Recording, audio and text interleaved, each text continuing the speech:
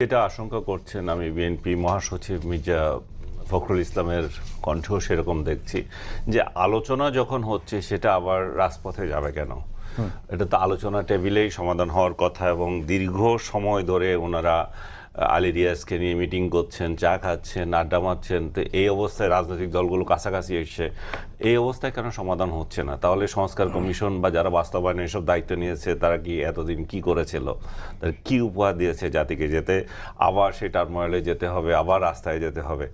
এখন এটার জবাবও আমি আবার দেখলাম যে জামায়াতের মহাসচিব যিনি আছেন উনিও দিয়েছেন যে আলোচনা টেবিলে সমাধান হচ্ছে না। আলোচনা টেবিলে যখন সমাধান না হয় তখন রাস্তায় যেতে হয়।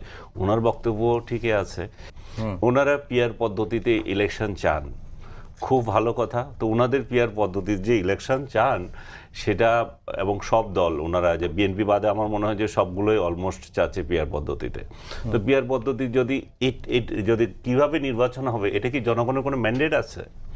আপনারা কোন ক্ষমতা বলে চান যে সংবিধানে যেটা নাই সেটা দিয়ে আপনারা ইলেকশন করবেন এবং পিয়ার পদ্ধতিতে করবেন?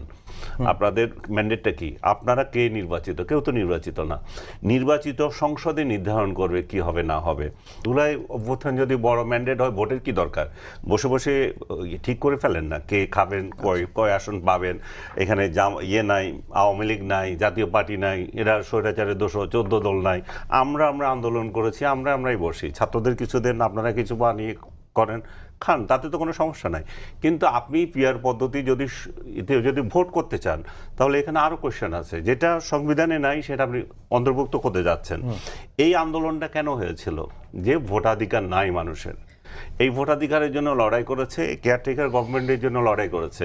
তো এখন তো কেয়ারটেকার গভর্নমেন্টও দ্বার প্রান্তে চলে এসেছে, ভোটে এটা রায়ের পথে চলে এসেছে। হয়তো 2-1 দিনের মধ্যে বা এই মাসের মধ্যে এটা রায় চলে আসবে।